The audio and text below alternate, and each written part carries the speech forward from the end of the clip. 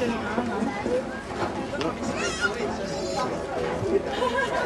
done.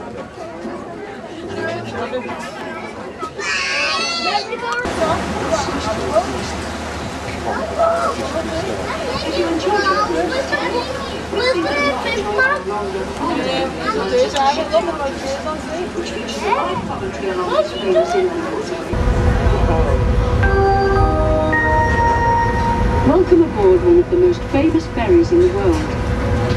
Please pay attention to the emergency procedure notices displayed around the vessel. In the unlikely event of an emergency, you will hear 7 short blasts followed by 1 prolonged blast on the whistle. If you hear the signals, please make your way to the life jacket assembly points, following the assembly station direction signs displayed. The submarine has a remarkable history, and visitors are able to see into the submarine, as well as view its numerous artifacts in our new purpose-built visitor centre. Where are we going to go?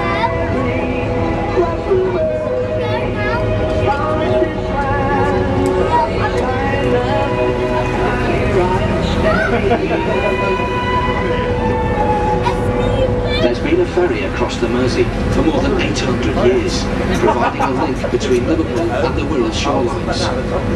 Pier Head, our starting point, takes its name from the long stone pier which once jutted out into the river from the shore next to the Sailors' Church, the Church of Our Lady and St Nicholas. You can see the church at the back and to the left of the Liver building, with a golden square rigger ship on its lantern-top tower. The modern 350-metre terminal on your right is Liverpool's new cruise liner berth. Liverpool is now a major cruise destination and experiencing a rapid growth in cruise liner visits. We're now moving along the North Docks, passing the warehouses and quays where the Great Port was built. In all, 7 miles of docks and 23 miles of quays stretch along the Liverpool foreshore. In 1710, the Corporation of Liverpool started work on the world's first commercial wet dock, and by the end of the century, the city boasted a full dock system. Steam had revolutionised shipping, and this, combined with the Industrial Revolution and the opening up of the Americas, secured Liverpool's future as a trading city and a major port. Liverpool's unique character has been influenced by a diverse mix of races: Welsh commercialists, Irish immigrants, West Indians, Africans and Chinese. The city is home to the oldest Chinese community in Britain, and this melting pot has produced a population characterised by its vitality, resilience and extreme sense of humour. We can now see the Waterloo Warehouse. The dock was one of those designed by Jesse Hartley, and it opened in 1834.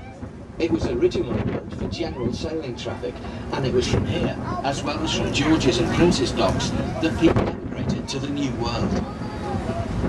With the repeal of the Corn Laws in 1844, it became extremely profitable to import cheap corn from overseas, particularly from North America, and in 1868, 3 new warehouses were erected specially designed to process grain. Because of teething troubles with the design and machinery, they didn't become fully operational until 4 years later, but they were then the most modern facilities of their day. However, one block was destroyed by enemy bombs during the Second World War, another was demolished in 1969, and after falling into disuse in 1988, the one that you see was saved and was beautifully restored and converted into apartments in 1990. Liverpool had prospered from trade with the British West Indies and the American colonies during the 18th century. A latecomer to the triangular trade of cheap goods to Africa, slaves to the sugar plantations, and sugar, rum and tobacco home to England. Liverpool nevertheless came to dominate the slave trade until its abolition in 1807. The growth of the United States of America provided Liverpool with growing volumes of trade, and new docks opened on the Mersey in quick succession during the 1800s. The city was described as the gateway to the British Empire and the door to the New World. Between 1830 and 1930, over 9 million people left Liverpool in search of a better life. Before steamships were introduced, these journeys were extremely hazardous. To sail to America would take 35 days, and the trip to Australia lasted from 10 to 17 weeks, depending on wind and weather. The ships were crowded, and conditions encouraged the spread of diseases such as cholera. By the late 1800s, over 200 have travelled from all corners of the world.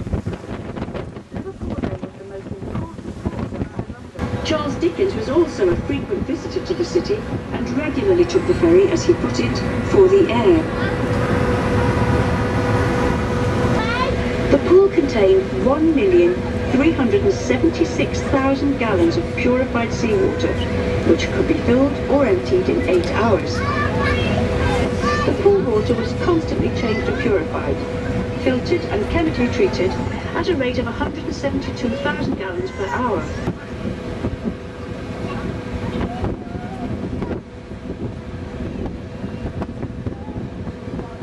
With radio-controlled mini Mersey ferries, mini quad bikes and the family cafe. Thank you for sailing with Mersey Ferries. We hope you've enjoyed your trip and look forward to welcoming you aboard again. Seven short bursts followed by one prolonged burst on the whistle. If you hear the signal, please make your way to the life jacket assembly points, following the assembly station direction signs displayed. The buoyancy apparatus on the top deck is in fact the seating, which will accommodate, along with the open reverse life rafts, 860 passengers. The crew will be on hand to give instructions and advice. Please note that smoking is not permitted on any part of the vessel, and we also ask you not to stand on the seats or sit on the ship's rails. We advise you to remain seated throughout the journey, particularly when arriving and leaving terminals, and we ask cyclists to alight after all foot passengers have left the vessel. The Seacombe ferry was recorded in the Domesday Book, and the ferry service has been running from here for over 600 years, dating back to 1396. The service as we know it today was created by the engineer William Carson, who took charge of Mersey ferries, and in 1863 constructed the floating landing station.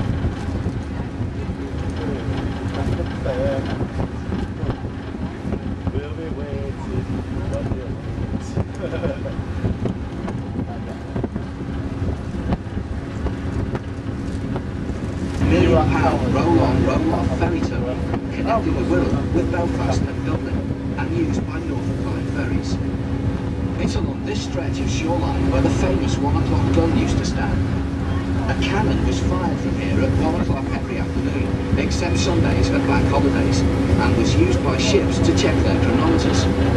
This event finally stopped on the 18th of July, 1969. If you look over towards Liverpool, you can get a fine view of Liverpool's two cathedrals. The red sandstone Anglican Cathedral, designed by Sir Giles Gilbert Scott when he was only 23, took 74 years to build and is the largest Anglican cathedral in the world. To the left, the delicate spires of the Metropolitan Catholic Cathedral of Christ the King top an enormous and beautiful stained glass lantern, which during the day projects a vivid display of light radiating throughout its interior. We're sitting right in front of us. Can't see at the moment. And pumping station for the Queensway Road Tunnel, used for pumping out the fumes from the traffic which uses the tunnel every day.